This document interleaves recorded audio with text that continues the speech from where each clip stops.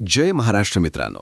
महाराष्ट्राच्या राजकारणातून आजची सगळ्यात मोठी घडामोड घडत आहे आणि राज्याच्या राजकारणातून आलेली ही बातमी मित्रांनो महाराष्ट्रामध्ये सगळ्यात मोठा राजकीय भूकंप घडवून आणणारी ठरण्याची शक्यता अनेक राजनीती अभ्यासकांनी वर्तवली आहे.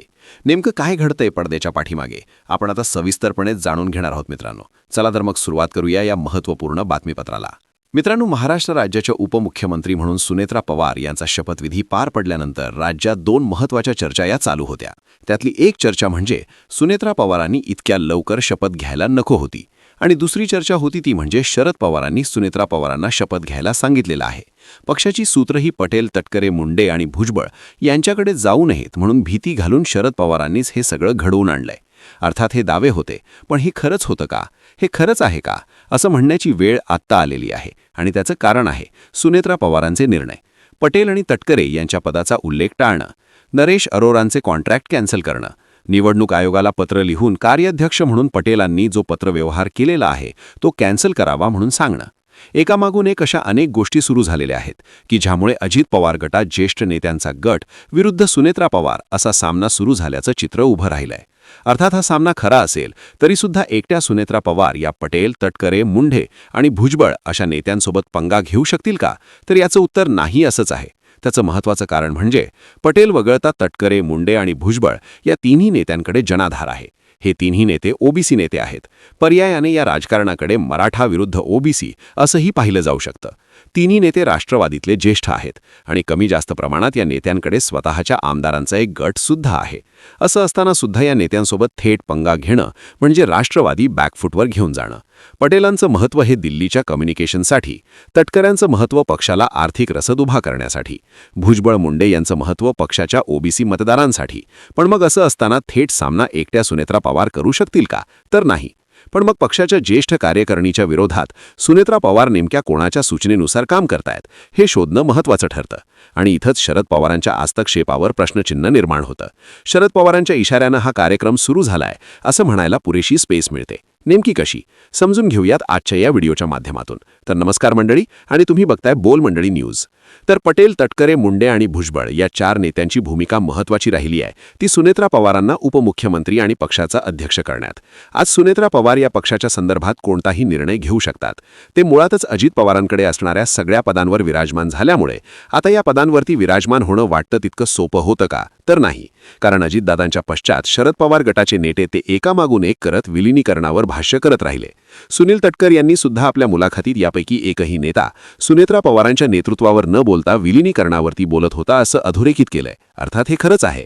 जयंत पाटील असू देत किंवा शशिकांत शिंदे या सगळ्या नेत्यांनी फक्त विलिनीकरणाचाच विषय छेडला. विलिनीकरणावरतीच न थांबता तसे अजित पवारांसोबतच्या बैठकांचे व्हिडिओ समोर आणत सर्व काही ठरलेला असा दावा शरद पवार गटाच्या नेत्यांनी सुरू केला. इथे अमोल कोल्हेंकडे प्रदेश अध्यक्षपद जाणार होतं असंही स्पष्टीकरण देण्यात आलं. कोल्हे सुद्धा ओबीसी, विशेष म्हणजे भुजबळांसारखेच ते माळी समुदायातनं येणारे. माधव पॅटर्नला काउंटर करणारं नाव, कोल्हे नाव समोर आणणं, विलिनीकरणाची चर्चा घडवणं, यामुळे अजित पवार गट, मुख्यतः अजित पवार गटातल्या चार नेत्यांची चलबिचल वाढली. तटकरे, पटेल, भुजबळ आणि धनंजय मुंडे हे ते चार प्रमुख नेते यांनी अजित पवारांना अग्नी देताच फडणवीसांची भेट घेतली आणि सुनेत्रा पवारांच्या नावाची शिफारस केली. अर्थात हे सगळं झालं नसतं तर नेमकं काय झालं असतं?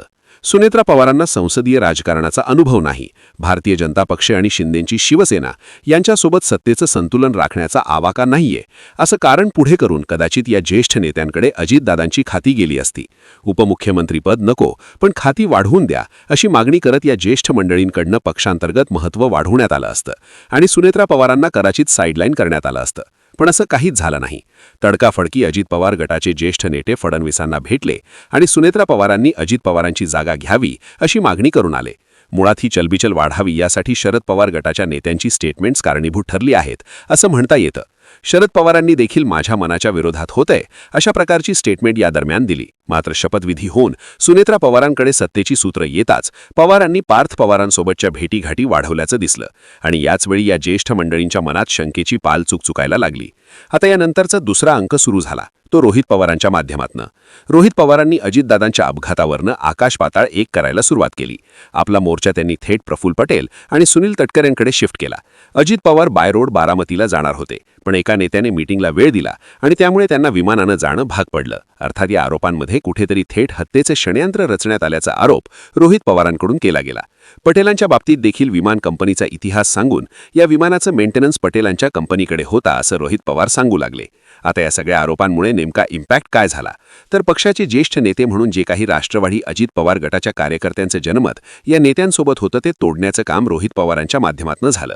आता असे आरोप होत असताना एक सिंगल शब्द पटेल आणि तटकरे यांच्या बाजूनं सुनेत्रा पवारांनी काढलेला नाहीये.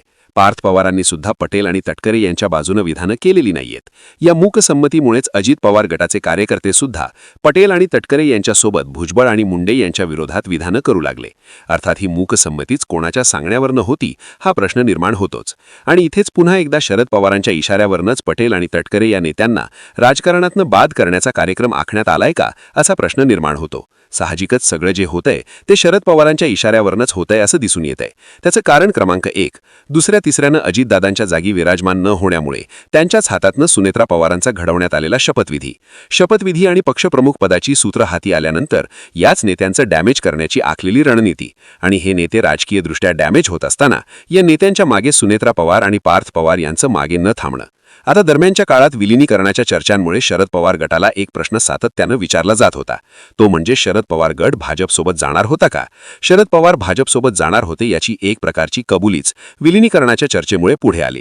पण त्यानंतर विलिनीकरणाची भाषा शरद पवार गटाच्या नेत्यांनी बंद केली. शरद पवारांना राज्यसभेवर जाण्यासाठी ठाकरे गट आणि काँग्रेसचा पाठिंबा आवश्यक ठरत होता. भाजपसोबत जाणार नाही या शब्दावरतीच ठाकरेंनी पवारांना राज्यसभेसाठी पाठिंबा दिलाय असं देखील बोललं जाऊ लागलं. साहजिकच असं असताना शरद पवार हे अजित पवार गटाच्या ज्येष्ठ नेत्यांना चेकमेट करत सुनेत्रा पवारांच्या माध्यमातून राष्ट्रवादी एकत्र करून भाजपसोबत जातील का हा महत्त्वाचा प्रश्न गेल्या 15 दिवसात सुप्रिया सुळेंची भाजपला सहकार्य करण्याची भाषा पाहिली तर या प्रश्नाचं उत्तर आपल्याला मिळताना दिसतंय. दुसरीकडे उद्धव ठाकरेंच्या शिवसेनेकडनं सुद्धा विशेषतः आदित्य ठाकरेंकडून शिंदेंना साईडलाईन करत भाजपसोबत जुळून घेण्याची भाषा अंमलात येताना दिसतीये.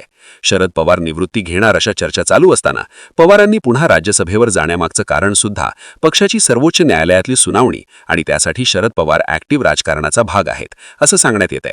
अर्थात पक्षाविरोधात निर्णय गेला तर सुनेत्रा पवारांसमोर एकच मार्ग राहतो, तो म्हणजे भाजपमध्ये विलीन होणं.